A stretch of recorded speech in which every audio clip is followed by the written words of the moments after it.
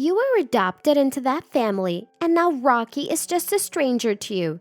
After you get married, please don't involve yourself with us as a couple. Since you're a stranger, you're not invited to the wedding. I lost my parents when I was young and have lived separately from my brother, Rocky. When I heard that Rocky was getting married, I was overjoyed. But then his fiancée Cameron said something outrageous. Little did she know, it would later cause her a great deal of trouble. I'm Samantha, a 33-year-old office worker. My parents passed away in a traffic accident when I was just 8 years old. At the time, my 5-year-old brother Rocky and I were initially taken in by our paternal grandparents. Our grandparents tried their best to raise us, but caring for 2 children was a tough task. It must have been difficult for them, especially after they had retired, to continue raising 2 kids. 3 years later, I was alone taken in by my Uncle Leighton and Aunt Ashley, becoming their adopted child. It was sad to be separated from Rocky, but it didn't mean we would never see each other. I was nervous about moving to a new home just as I had gotten used to living with my grandparents. However, Leighton and Ashley welcomed me as their own child. Let's gradually become a real family. For us, Samantha is already our daughter. It might be hard at first, but let's try to be open and talk about anything. I remember feeling deeply reassured by his words. I learned much later that Leighton and Ashley, unable to have children, had decided to adopt me after much discussion. Their home was a bit far from my grandparents, but a 30-minute bus ride was all it took, and I thought soon I could visit Rocky on my own. And so my life as Leighton and Ashley's daughter began. Being a biological parent and having a parental relationship aren't the same. At least, that's what I believe. One doesn't have to give birth to be a mother. A parent-child relationship can develop over time, through shared experiences and mutual affection. I learned this firsthand living with Leighton and Ashley. Though there is no blood relation between Leighton, Ashley, and me, we are undoubtedly parent and daughter, a family. I only shared this with close friends, and they were often surprised to hear we weren't biologically related. Some even praised me for growing up well despite my circumstances. But it was all due to Leighton and Ashley's love and patience. Initially, I couldn't fully open up to them, was sometimes willful, and even had a rebellious phase in hindsight. I'm truly grateful to them for accepting and facing these challenges with me. And now I wholeheartedly think of Leighton and Ashley as my parents. As an adult, I wanted to give back to them, even if just a little. So I joined Leighton's company, worked hard, and now serve as a supervisor. Rocky and I kept in touch regularly. Once we both had mobile phones, we exchanged messages and calls directly, and I sometimes visited him. However, our meetings dwindled after high school, and my messages were often met with brief replies. It seemed normal for siblings of the opposite sex to drift apart as they grew older. But like me, Rocky grew up well and remained kind-hearted under our grandparents' care. Though he must have felt lonely at times without parents, he never caused me much worry. Eventually, Rocky graduated from college and joined a renowned company, a source of great pride for our grandparents and me as his sister. Then, this year, when he turned 30, he surprisingly reached out first, wanting to introduce me to the woman he was going to marry. While I was happy for him, I also felt a bit upstaged. I regretted that our grandparents weren't around to share the joy. They would have been delighted. A few days later, Rocky brought his fiancée to meet Leighton, Ashley, and meet me at our home. Samantha, Leighton, Ashley, let me introduce you to Cameron, my fiancé, he said. Having lost our parents at a young age and then separated, our journey had been a challenging one. Seeing Rocky so happy and smiling, I couldn't help but feel like a mother to him. It amazed me that Rocky, once a small and cute little brother, was now introducing Cameron to us. This is my sister, Samantha. Thank you for coming today. I smiled at Cameron as I was introduced. Rocky, I'm so happy to see you after such a long time. You've become such a respectable man. Congratulations on your engagement. I'm so happy to meet you, Cameron. Thank you for coming. Leighton and Ashley also smiled and spoke to the couple. No, it's natural to attend a family meeting. I wanted to talk with Samantha too, she replied with a clear, smiling face. I had imagined her to be a quiet lady since she's the daughter of a business partner, but she seemed very composed. Rocky is a gentle, easygoing type, so maybe he matches well with a woman like her. She looked straight at me with determined eyes. That day, we introduced ourselves to each other and had a casual conversation with Leighton and Ashley over some cake. Samantha, are you single? Any plans for marriage? You're adopted by this family, aren't you? Don't you live alone? She asked various questions, seeming to investigate, but I felt she was trying to get to know me, her future sister-in-law. I was pleased when she wanted to exchange contact information when leaving. Later, she contacted me to meet at a cafe, and I felt ticklish, thinking this is what it's like to have a sister. However, my lighthearted mood was about to be abruptly overturned. As we started drinking coffee face-to-face, Cameron began, I wanted to talk with Samantha alone today. Sure, thank you. It's just us girls here, so if you have any complaints about Rocky or anything hard to say, feel free to tell me. That's not what I want to talk about. Did she just sigh? I felt something off in the atmosphere and looked up, meeting her steady gaze. There's something I want you to promise before we get married. What could it be? The mention of a promise made me a little nervous, especially since her gaze was so intense. Samantha, you're an adopted child of that couple and single, right? Yes, that's right. I was surprised by her sudden question, but answered. Rocky is now a stranger to you, right? After getting married, please don't involve yourself with us. What? I was so shocked that I let out a foolish sound. We won't invite you to the wedding since you're a stranger. What? Wait, just a minute. What is she saying? Well, legally, Rocky and I might be strangers, but we are real siblings. I don't intend to interfere with your married life, but I do want to attend the wedding and celebrate. I've heard there's no family without issues between a daughter-in-law and mother-in-law or sister-in-law. Maybe she's making sure with me, her future sister-in-law, first to avoid any trouble. But I have no intention of interfering with Rocky and Cameron's life. I gently reassured her that she didn't need to worry so much, but she didn't seem to understand my words and said, Don't misunderstand, I'm saying you're a stranger. Family but strangers. I couldn't comprehend what she was saying and tilted my head. Samantha and Rocky are already strangers, right? Moreover, you're still unmarried and living with such an elderly couple. I'd be troubled if you, a single adoptee, start depending on us in the future. She declared firmly. Such a cold look for a future sister-in-law. Unfazed by my stunned expression, she continued. After the couple passes away, it's out of the question for you to leech off us. Wait a minute. They're still very much alive, so stop saying things like that. Besides, I have a proper job and income. Yeah, barely. If you were unemployed, I wouldn't have even attended the family meeting.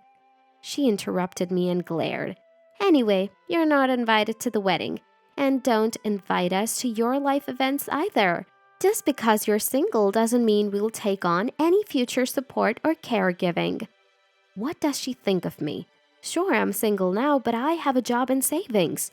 Most of all, thinking about a family member's spouse in such a way, I felt dizzy.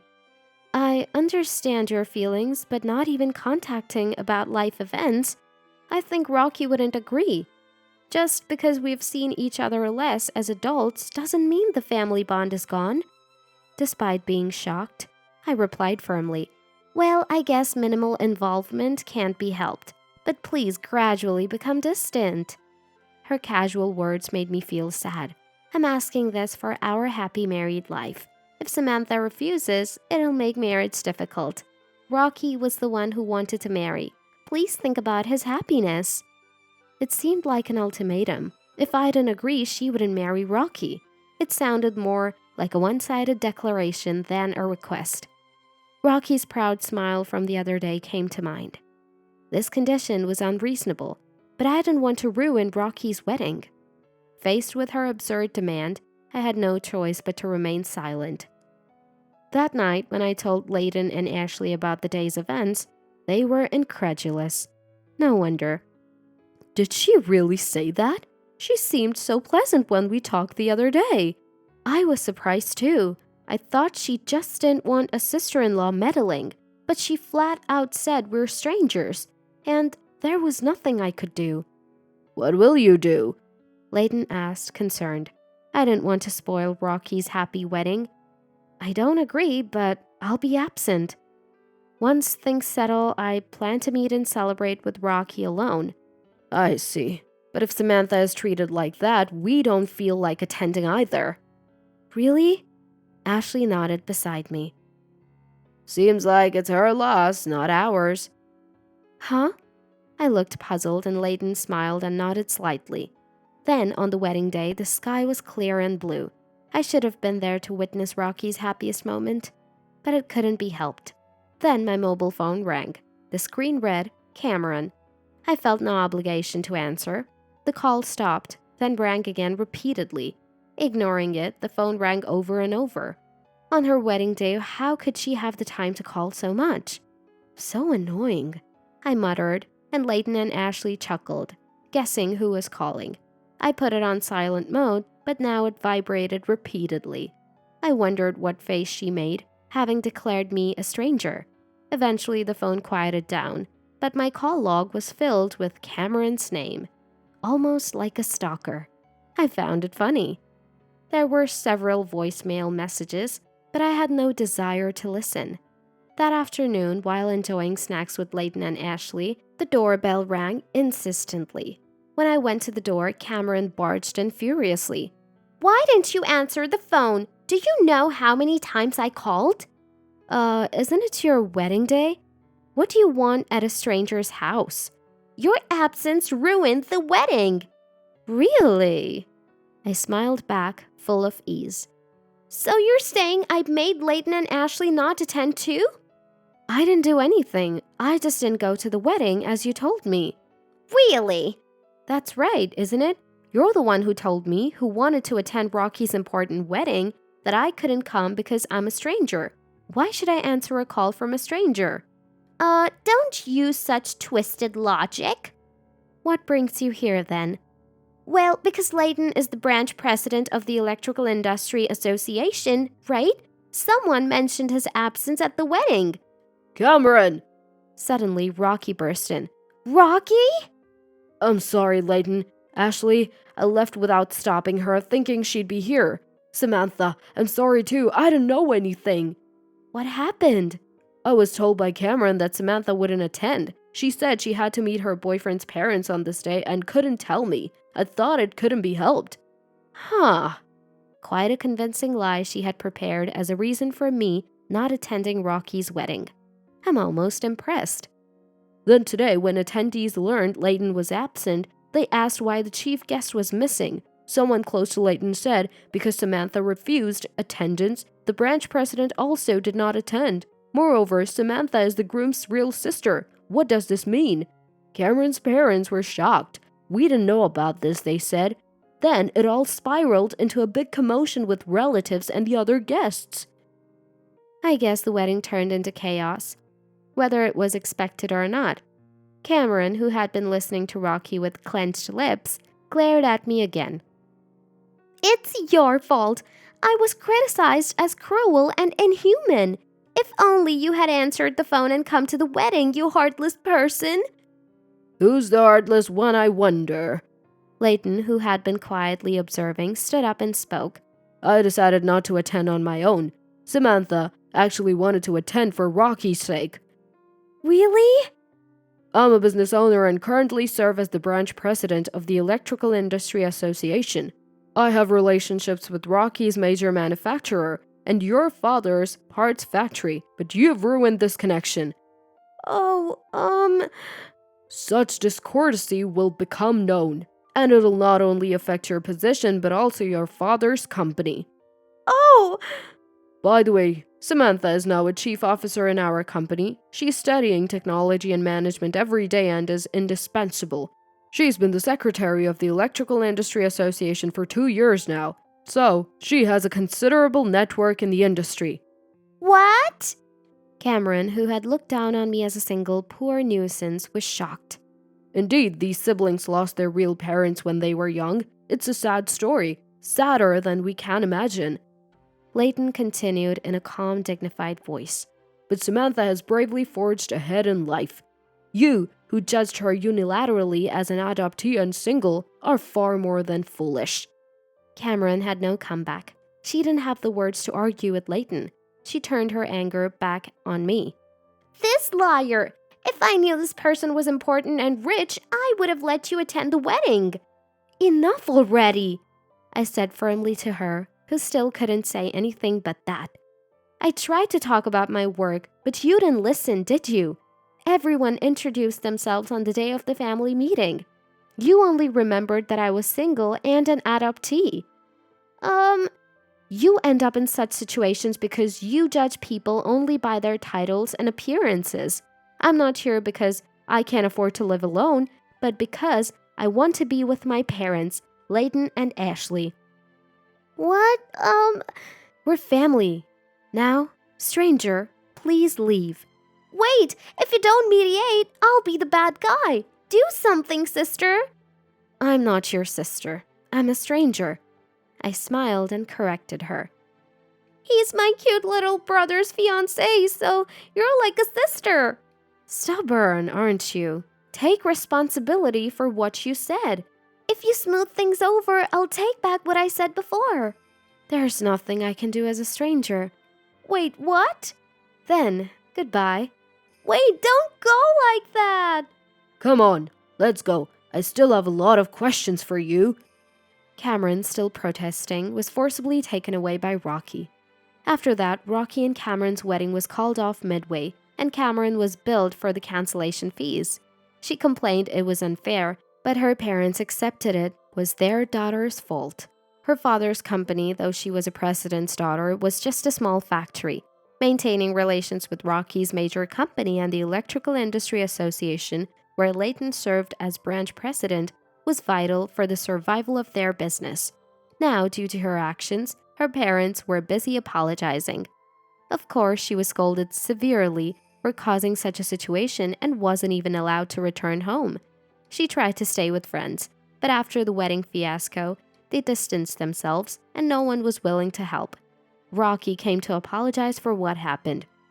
It turns out she only liked me because I work at a big company and have no parents, so I'm not a hassle.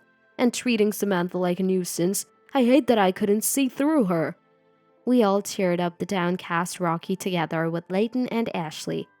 It's good that the marriage certificate wasn't issued yet. She was pretty, and if she hid her true nature in front of you, it's no wonder you were deceived.